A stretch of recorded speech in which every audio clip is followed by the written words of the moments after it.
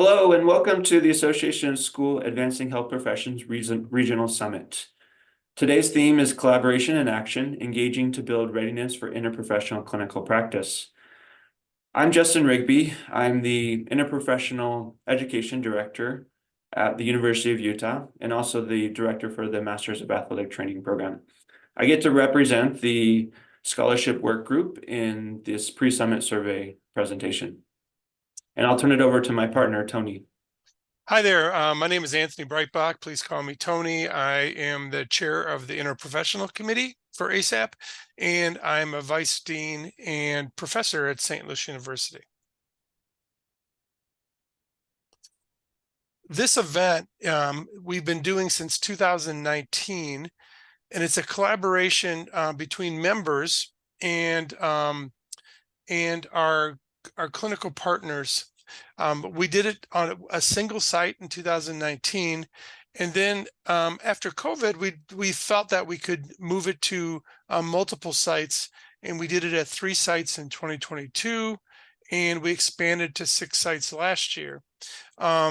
This year, our hub locations are in Birmingham, Alabama, Orlando, Florida, Nutley, New Jersey, Sioux Falls, South Dakota, Galveston, Texas, and Salt Lake City, Utah.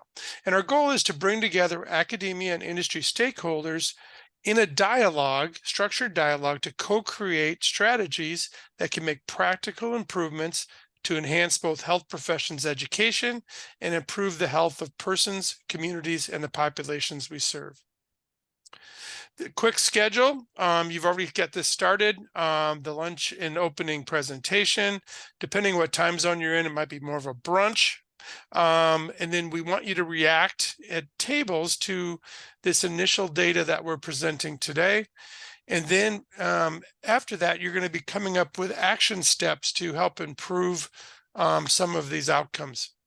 We will be doing a national virtual harvest session where all the 6 hubs are engaged in dialogue together. And then you'll be asked to do an individual reflection and action item at the end. Just remind you about some key definitions. And interprofessional education occurs when 2 or more professions learn about, from, and with each other to enable effective collaboration and improve health outcomes. Remember that interprofessional collaboration only exists to improve interprofessional collaboration in clinical practice. We do not do interprofessional education for IPE's sake. We do it to help improve health outcomes in practice. And interprofessional collaboration is defined as when health workers from different professional backgrounds work together with patients, families, carers, and communities to deliver the highest quality of care across settings. The pre-summit survey was really based around the 3rd edition of the IPEC Interprofessional Education Collaborative Core Competencies. They were released in November 2023. ASAHP is a member of IPEC, and we were heavily involved in the development of these competencies. We asked respondents in the pre-summit survey to select up to 2 sub-competencies that were most challenging to implement of each of the core competencies. We also asked them some demographic questions, and 68 persons responded to the survey. Justin? I first want to go over some of the demographic information with the survey, and we want to thank everybody that had filled out the survey. The largest role of people that responded to the survey was academic program faculty, but we do have some responders from different areas, such as academic administrators, healthcare administrators, and clinical preceptors being another large portion. The majority of our responders did have a number of years of experience, with almost 90% of our responders having at least 10 years of experience more. Here's a list of many of the professions that responded to our survey, with the highest profession being physical therapy, followed by nursing. But we do have, and speech language pathology. We do have a number of respondents across all the different professions that are represented today and in ASAHP. And next slide. We also asked what professions people work with the most. Nursing was the largest profession that people worked with, followed again by physical therapy. But again, across all responders, we had a number of people that responded across many different professions. And so we're really grateful for the diversity of professions that are involved in the survey and the people that you work with. The IPEC core competencies, as you know, there's 4 of them, and we'll start with values and ethics. The new definition of values and ethics is work with team members to maintain a climate of shared values, ethical conduct, and mutual respect. In the survey under values and ethics, the 3 most challenging subcompetencies that were reported was number 1, VE2, advocate for social justice and health equity of persons and populations across the lifespan, 22.9%. VE11, support a workplace where differences are respected, career satisfaction is supported, and well-being is prioritized, 12.2%. And VE5, value the expertise of health professionals and impact on team functions and health outcomes, 10.7%. Roles and responsibilities, the new definition of that is use the knowledge of one's own role and team members' expertise to address individual and population health outcomes. For roles and responsibilities, the 3 most challenging subcompetencies reported were collaborate with others within and outside the health system to improve health outcomes, 34.1%. RR1, include the full scope of knowledge, skills, and attitudes of team members to provide care that is person-centered, safe, cost-effective, timely, efficient, effective, and equitable, 20.6%. And RR3, incorporate complementary expertise to meet health needs, including the determinants of health, 17.5%. Communication, the new definition of that is communicate in a responsive and responsible and respectful and compassionate manner with team members. And the respondents felt in the most challenging ones of these were C3, communicate clearly with authenticity and cultural humility, avoiding discipline-specific terminology, 22.2, use communication tools,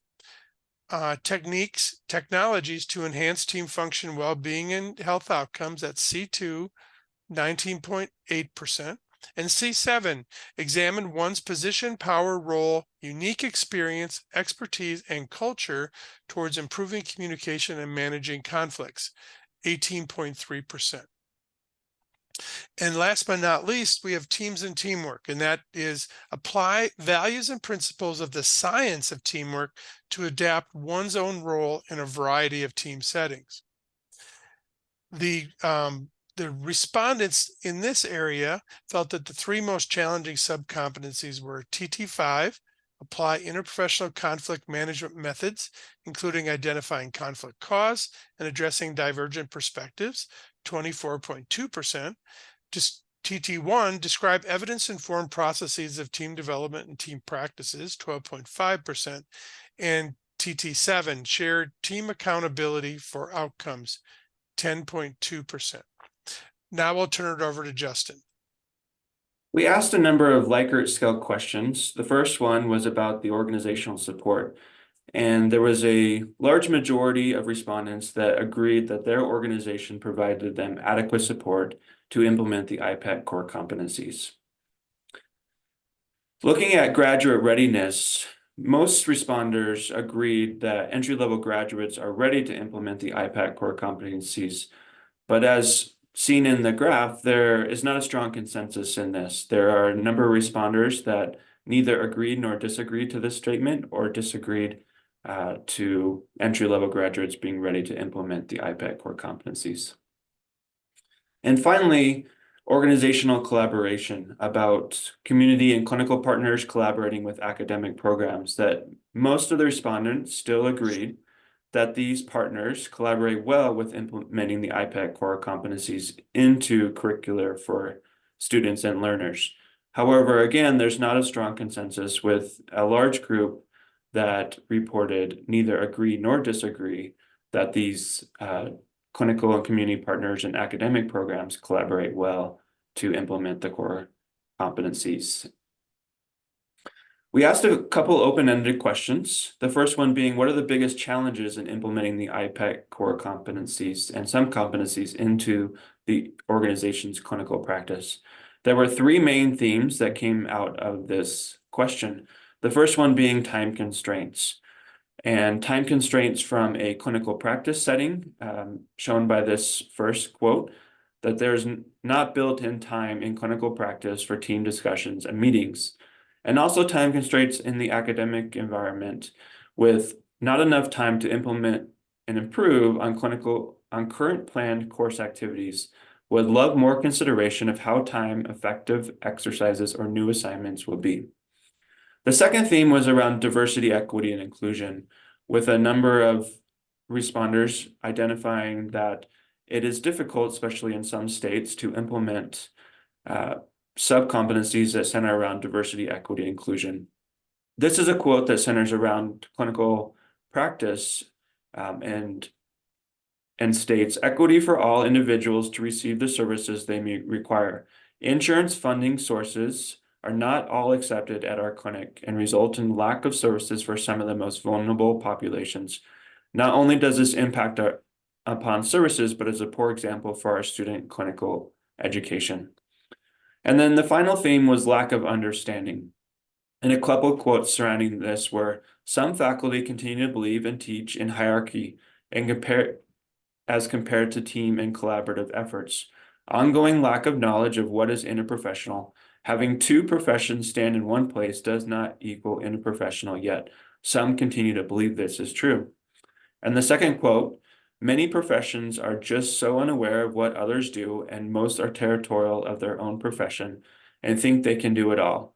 They won't consider another discipline opportunity to work with clients.